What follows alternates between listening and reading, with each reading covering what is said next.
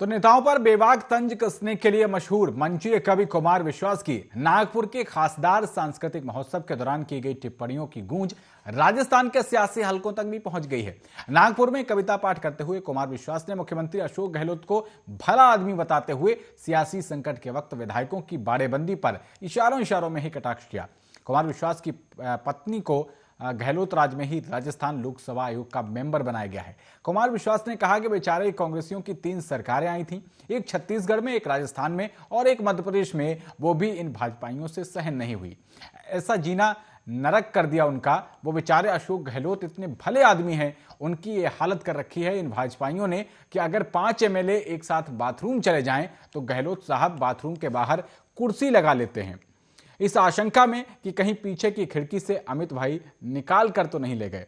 भाई ये कोई तरीका नहीं है, उन बेचारों को भी अवसर दीजिए लोकतंत्र में। मैं राजनीतिक वंचितों के साथ हूं। कुमार विश्वास ने 3 दिन पहले नागपुर के खासदार सांस्कृतिक महोत्सव में कविता पाठ करते हुए ये सियासी टिप्पणी की। कुमार विश्वास ने प्रधानमंत्री नरेंद्र मोदी और केंद्रीय गृहमंत्री अमित शाह की भी तारीफ करते हुए कई कटाक्ष किए। इस कार्यक्रम में केंद्रीय मंत्री नितिन गडकरी मुख्य अतिथि के रूप में उन्होंने शिरकत की थी और कुमार विश्वास ने 2014 में राहुल गांधी के खिलाफ अमेठी से चुनाव भी लड़ा था। उस वक्त उन्होंने राहुल गांधी के खिलाफ कुछ हल्की सियासी टिप्पणियां भी की थी। कुमार विश्वास की पत्नी को जब आरपीएससी सदस्य बनाया गया था तब कांग्रेस के एक गुट ने पुरानी टिप्पणियों का हवाला देकर गहलोत के फैसले पर सवाल उठाए थे। कुमार विश्वास की हालिया टिप्पणियों से एक बार फिर कांग्रेस के भीतर सियासी पारा चढ़ना तय माना जा रहा है।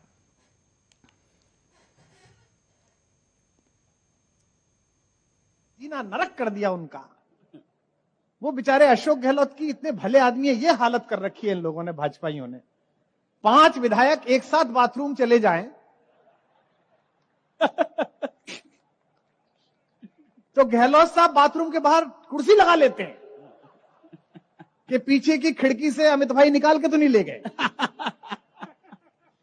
यार ये कोई तरीका है भाई? लोकतंत्र में उनको भी अवसर दो बेचारा। बुलेटिन में आगे बढ़ते हैं। राजस्थान में कई हिस्सों में हुई बारिश बूंदाबांदी से ठंड फिर बढ़ गई है।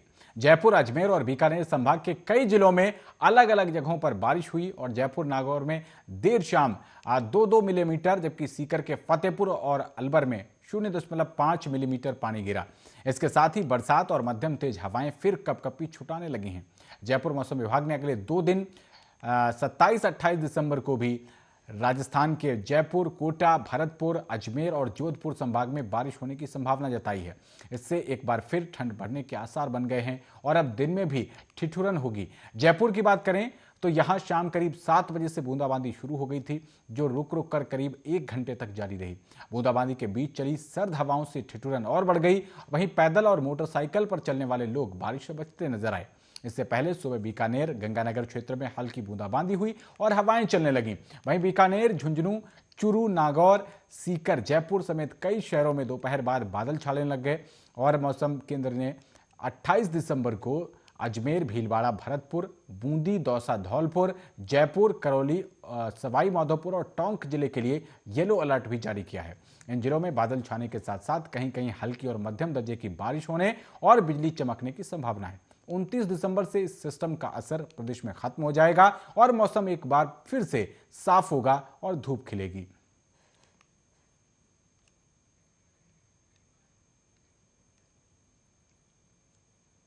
तो खबर भरतपुर से है, जहां रोदावल इलाके में रविवार देर शाम बोलेरो और बाइक की टक्कर हो गई, जिसमें बाइक सवार 2 चचेरे भाइयों की दर्दनाक मौत हो गई। दोनों मृतक एक ही गांव में रहते थे और घटना के बाद बोलेरो का ड्राइवर गाड़ी को छोड़कर भाग गया।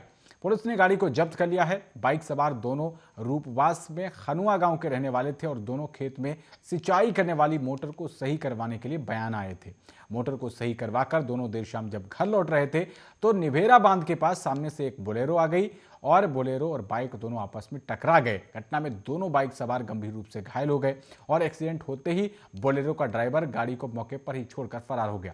मौके पर मौजूद स्थानीय लोगों ने तुरंत एम्बुलेंस को बुलाया और दोनों घायलों को अस्पताल पहुंचाया। वहीं डॉक्टर ने शौकत नाम के एक व्यक्ति को मृत घोषित कर दिया। दूसरे व्यक्ति फारूक की हालत गंभीर होने के कारण उसे रुदावल अस्पताल से भरतपुर के आरबीएम अस्पताल में रेफर कर दिया, लेकिन रात 3 बजे फारूक ने भी दम तोड़ दिया। फिलहाल दोनों के शवों के पोस्टमार्टम की कार्रवाई की जा रही है और पुलिस बोलेरो के नंबर के आधार पर उसके मालिक का पता लगा रही है।